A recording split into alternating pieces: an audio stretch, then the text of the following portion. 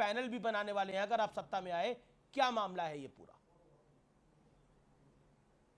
देखिए, इसको कल माननीय प्रधानमंत्री जी ने बहुत जिम्मेवारी के साथ इस विषय को उठाए हैं जी। पिछले कई महीनों से जिस प्रकार की आचरण हो रहा है, सार्वजनिक आचरण हो रहा है, इसमें से कुछ दाल में काला है ऐसे स्पष्टता ध्यान में आ रही है, स्पष्ट हो रही है जी। इसको देखो, एक कोई व्यक्ति का विषय नहीं है, एक राज्य की मुख्यमंत्री का ये सारे रवैया, सारे कार्यक्रम, सारे स्वभाव, निश्चित रूप में अकाउंटेबिलिटी होनी चाहिए। इसके ऊपर कोई ना कोई उसको तो जवाब देना पड़ेगा।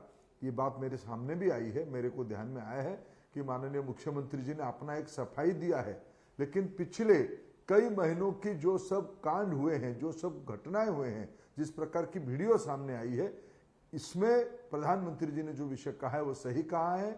विशेष करके हमें चिंता है पिछले दिनों में मुख्यमंत्री जी की के सामने जो फाइल रखी गई होगी, क्या उन्होंने साइन किया या उनकी डिजिटल साइन करवाया गया? डिजिटल साइन किसने करवाया? इस प्रकार की हालत आई क्यों? क्या क्या निर्णय हुए हैं? ये सारा विषय निश्चित रूप में आने वाले बीजेपी की सरकार तहकीकात करेगी। यही एक मुद्दा है, इसको निश्चित किया जाएगा। क्या आपको लग रहा है, क्योंकि क्या आपको लगता है एक बड़ी कॉन्स्पिरेसी हुई है उनकी हेल्थ को लेकर, जैसा बीजेपी कह रही है कि कुछ बड़ा खेल है इसके अंदर? क्यों लगता है आपको? देखिए, मैं पहले भी आपकी चैनल में कहा हूं, क्या इस राज्य के मुख्य चीफ सेक्रेटरी उनको मिल पाते हैं? क्या इस राज्य के डीजी उनको मिलते हैं? क्या उनकी कोई राजनीतिक सहयोगी उनको इन दिनों में, पिछले उन्होंने कैंपेनिंग का बात कही है, क्या पिछले कैंपेनिंग में उनके साथ कोई पॉलिटिकल व्यक्ति घूम रहा है? क्या उनकी कोई मीटिंग में, उनको कोई स्ट्रैटेजी मीटिंग में बैठते हुए किसी ने देखा है?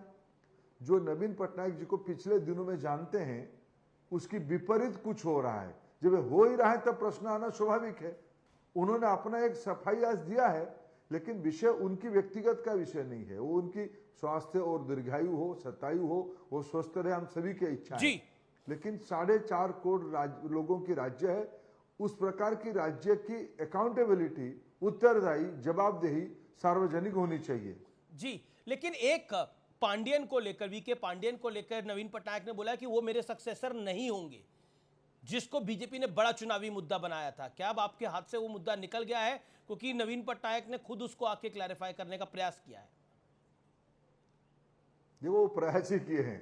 अभी तक पूरा कैंपेनिंग खत्म होने की आखिरी दिन जी उन्होंने किया है। उसकी मतलब क्या है? जब उनको पक्का हो गया है कि शायद इस बार जाना 70% तय है, उन्होंने एक आखिरी दांव खेला है।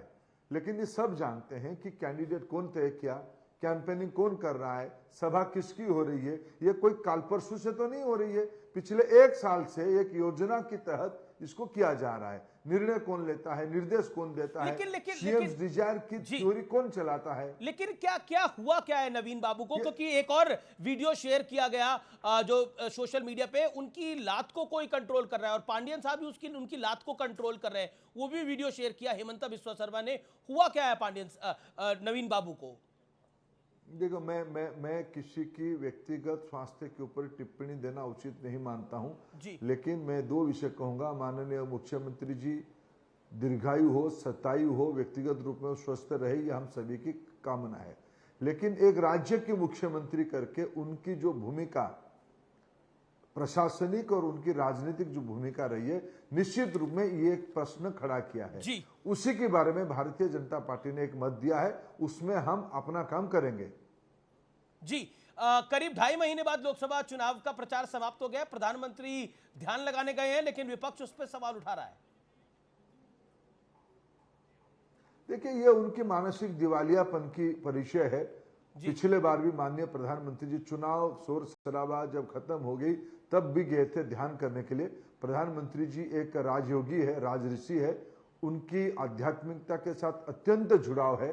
खुद को डिटॉक्सिफाई करने के लिए खुद के अंदर जो ऊर्जा उन्होंने खोया है, इतने बड़े कैंपेनिंग में स्वाभाविक एक ऊर्जा लॉस होती है, उसको रीगेन करने के लिए उनके हाथ में देश में और बड़े बड़े काम होना बाकी है। इसको रीगेन करने के लिए कोई भी सामान्य व्यक्ति कुछ समय सांस लेता है।